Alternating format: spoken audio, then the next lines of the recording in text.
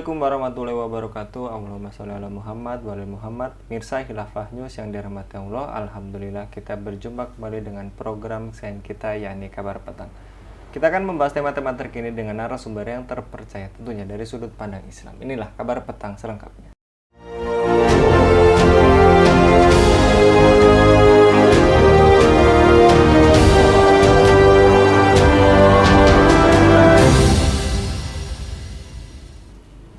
Relawan perangkat desa di bawah Asosiasi Pemerintah Desa Seluruh Indonesia atau APDESI menunjukkan dukungan ke Capres dan Cawapres Prabowo Gibran siang ini.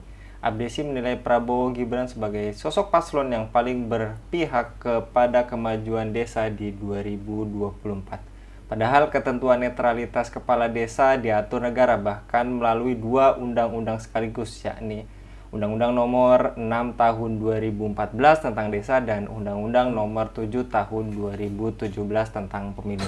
Lantas, apakah dukungan ini melanggar aturan? Apakah aparat desa jadi senjata Jokowi di Pemilu 2024? Bagaimana politik bekerja di lapangan? Untuk membahasnya kami terhubung dengan pengamat politik dan media Bung Hanif Kristianto. Kita sapa terlebih dahulu. Assalamualaikum warahmatullahi wabarakatuh, Bung Hanif. Waalaikumsalam warahmatullahi wabarakatuh. Kabar sehat, Bung Hanif?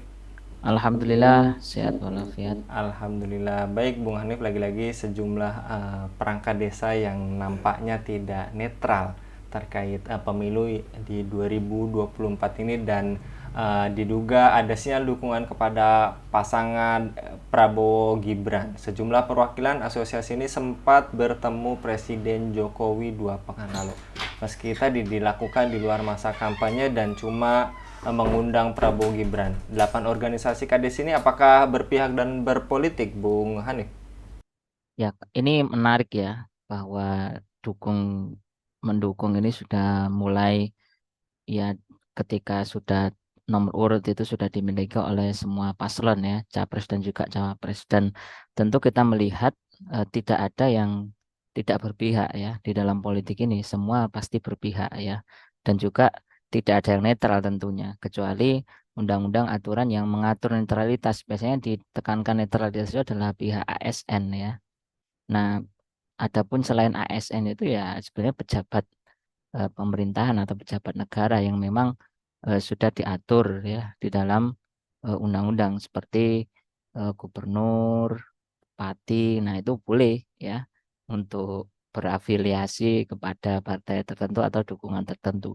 Dan tentu ini kita melihat menarik bahwa dari desa pun akan bergerak ya dengan adanya Asosiasi Perangkat Desa Seluruh Indonesia ini yang memang memiliki suara ya. Tentunya suara yang real itu berbasisnya di mana ya? Di kelurahan, di pedesaan ya, bukan di skup wilayah yang lebih luas. Karenanya untuk menguasai suara maka ya dikuasai dulu ya suatu desa tersebut. Dan ini pun sebenarnya terjadi tidak hanya kali ini ya.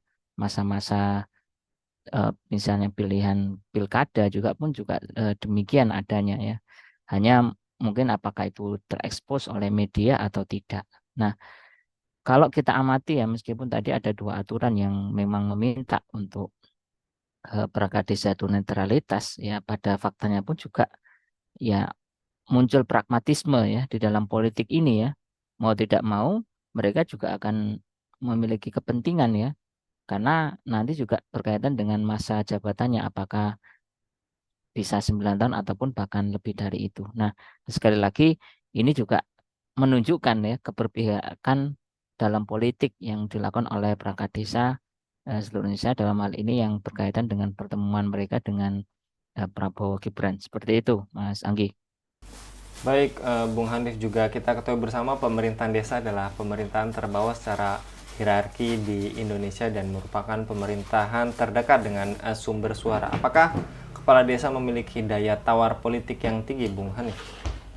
Ya, memang uniknya di Indonesia itu seperti itu ya. Jadi skup yang lebih kecil, nah khususnya kalau tempat tinggal seseorang itu kan mulai dari RT, RW, ya nanti ada kepala dusun hingga kepala desa. Nah, kalaupun kita amati juga posisi kepala desa ini juga posisi yang diperebutkan, ya kan ada namanya pilkades. Ya, bahkan kalaupun mungkin kita dicalonkan jadi RT pun aja menolak-nolak ya, menolak dan sebagainya.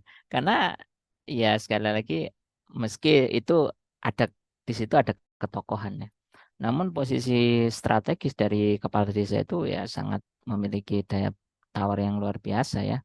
Dan biasanya siapapun yang ingin memasuki suatu daerah, maka pintu masuknya mengenali kepala desa. Ibaratkan izinnya seperti itu ya.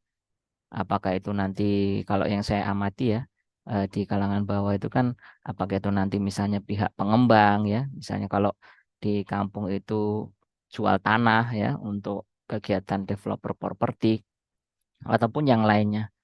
Karena memang kepala desa memiliki daya. Nah, apalagi di dalam kondisi perpolitikan di negeri ini ya, maka kepala desa ini memegang peranan penting. Nah, di beberapa daerah kepala desa ini ya dianggap orang yang sudah cukup mewakili ya. Bahkan mungkin kalau bisa itu nggak ada pemilu ya, cukup diwakili kepala desa untuk yang nyoblos ya.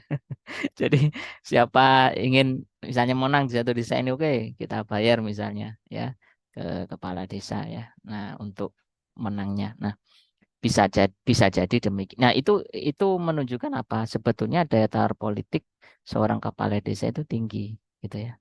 Makanya ancaman yang terberat itu kan kalau dari suara yang paling bawah yakni rakyat sebagai konstituen ya di dalam pemilihan nanti itu tidak berpihak.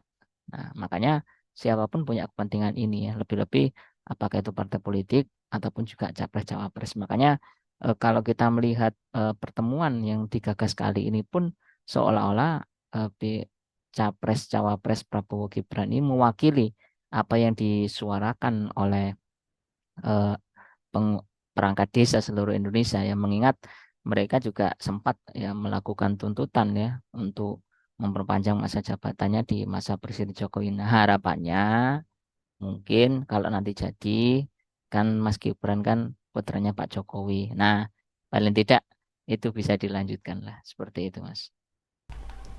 Baik, Bung Hanif juga kita ketahui sekalipun kepala daerah, kenapa mobilisasi terstruktur kepala desa itu bisa terwujud? Apakah ada operasi intelijen di baliknya, Bung Hanif? Ya kalau ngomongkan operasi intelijen, kan namanya intelijen itu kan nggak bisa diketahui Mas ya. Namanya operasi intelijen ya. Ya, nanti khawatir saya kita menyebut ini ada operasi intelijen, nah, ditanya mana buktinya dan sebagainya. Namun kalau kita amati juga sebetulnya penggerakan massa ya dalam hal ini terkait dengan mobilisasi yang terstruktur ini menunjukkan bahwa mereka bekerja ini tidak secara sendiri-sendiri ya. Dalam artian ini ada satu komando. Nah, persoalannya komando itu apakah ada di pengurus pusat Abdesi atau seperti apa? Dan biasanya kan mereka yang memiliki deal-deal politik ya dengan partai maupun kelompok tertentu. Memang partai politik tidak secara terus terang ya, misalnya untuk meminta dukungan kepada Abdesi ya. Karena memang ya partai politik paham apa posisi ya, kecuali nanti kader-kader mereka yang diterjunkan ke bawah. Nah, ini juga terstruktur ini menunjukkan bahwa mobilitas ini menunjukkan apa keluasan membuat opini bahwa dukungan rakyat bawah ya dalam hal ini diwakili oleh perangkat desa itu kepada pasangan Prabowo Gibran untuk sementara ini kan gitu ya.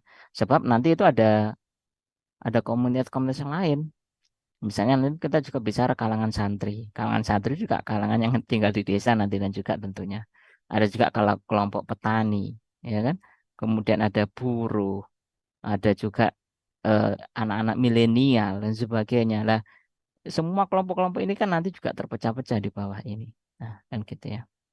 Jadi semua entitas ataupun juga komunitas juga memiliki kepentingan. Apakah kepentingan itu mereka bisa terorganisir oleh salah satu pasangan ataupun juga sebaliknya mereka menyatakan dukungan ke pasangan yang lain. Nah, tentu ini juga menarik bahwa hal yang paling utama untuk dibuat dulu kan ini opini dulu ya, opini pertama ya. Kalau ini nanti opini meluas dan sekali lagi mendapatkan legitimasi publik, maka ya serta-merta dukungan yang dilakukan oleh FDC mungkin akan juga berlabuh ke Prabowo Gibran ya, meskipun Abdesi juga mengklaim ini masih penjajakan ya, ya awal ya, karena juga mereka juga akan menjajaki. Nah, ini hal yang biasa sebenarnya di dalam politik ya, karena semua membawa kepentingan ya. Apakah kepentingan nanti itu bisa terakomodir atau tidak. Nah, makanya mereka juga berhitung-hitung terkait dengan dukungan ini ya. Nah, tentu ini juga menjadi eh, pertanyaan besar bagi kita. Bagaimana nasib politik ke depan ini ya? Apakah betul-betul rakyat di bawah ini semakin diurusi atau cuma diapusi? Seperti itu, Mas. Baik, Bung Hanif, dan demonstrasi para kepala desa beberapa waktu terakhir ini juga menyedot perhatian banyak pihak karena fenomenanya sangat jarang, melainkan juga karena tuntutannya yang kontroversial. Sebelumnya para kepala desa ini menuntut pertambahan masa jabatan dari 6 tahun menjadi 9 tahun. Tidak berhenti di situ saja ya Bung Hanif, periode jabatan juga ingin ditambah dari 2 menjadi 3 periode. Jika terwujud, total masa jabatan selama 27 tahun dapat dirasakan. Mungkinkah akan terjadi abuse of power, Bung Hanif? Ya, memang unik ya kalau kita amati ini dalam konteks politik demokrasi ya, yang kita amati liberalisasi politik itu kan di semua bidang ya, khususnya di dalam apakah itu nanti dalam pembuatan aturan atau juga terkait dengan kebijakan-kebijakan yang nanti akan diambil. Nah, penyelewengan kekuasaan di dalam sistem politik demokrasi itu nyata ya, faktual ya. Bahkan orang yang mungkin selama ini kita anggap ya eh, seorang pemimpin yang itu low profile, merakyat, yes, membumi dan sebagainya, itu mewariskan ternyata inginnya ada dinasti politik. Nah, ini yang juga kita cermati akhir-akhir ini. Nah, karenanya abuse of power, penyelewengan kekuasaan itu sangat sangat mungkin terjadi ya. Apalagi ini ngomongkan kekuasaan. Belum lagi juga nanti ngomongkan berapa biaya yang mereka keluarkan ya untuk sebuah pemenangan dalam sebuah kontestasi pemilihan. Nah, mereka juga berhitung-hitungnya materi. Nah, ini yang kita sayangkan kan politisi sekarang ini kan bukan malah mereka itu mengabdi dalam artian kepada rakyat, tapi malah mengabdi kepada misalnya kepentingan oligarki, elit politik maupun juga partai politik. Nah, padahal kalau kita memberikan catatan bahwa siapapun nanti yang berkuasa itu kan memegang amanah dari rakyat ya, amanah dari rakyat seluruh Indonesia yang mereka juga ya harusnya menunaikan itu, mengurusi sandang, pangan dan papan dan sebagainya. Nah, terlebih-lebih juga ini kalau di desa pun juga demikian ya. Kita pun mengalami bagaimana juga politik uang itu juga terjadi kan gitu ya. Makanya inilah kalau saya mengutip bukunya Pak Pramono ini kan mahalnya demokrasi, lunturnya ideologi kan begitu. Nah, karenanya perlu ada satu upaya untuk keluar dari kubangan politik yang memang memberikan kesengsaraan dan merusak ini ya. Ya tentu ini kita mengharapkan politik yang betul-betul mengurusi urusan rakyat ya. Baik itu sandang pangan dan papannya serta ya seorang penguasa itu juga taat kepada Allah dan Rasulnya. Ini yang pengabdian yang sesungguhnya itu seperti itu ya. Sebab pertanggungjawaban seorang pemimpin ya atau penguasa itu kan tidak hanya kepada manusia ya. Misalnya dalam laporan pertanggungjawaban di depan anggota dewan, di depan rakyat, tapi juga nanti kepada Allah Subhanahu wa taala ya ketika di yaumil kiamah ya ketika mereka kembali ke akhirat itu pun kalau mereka memahami. Nah, seperti itu Mas Anggi. Baik, jazakallah Bung Hanif untuk kesempatannya pada kabar petang kali ini. Mudah-mudahan Bung Hanif senantiasa dilindungi oleh Allah Subhanahu wa taala dalam setiap aktivitasnya. Ya, sama-sama Mas Anggi. Demikian pemirsa Khilafah News yang dirahmati Allah, jangan lupa untuk subscribe, like, dan share sebanyak-banyaknya. Semoga menjadi amal kebaikan bagi kita semua di dunia dan di akhirat nanti. Saya Anggi Suhara di Wassalamualaikum warahmatullahi wabarakatuh.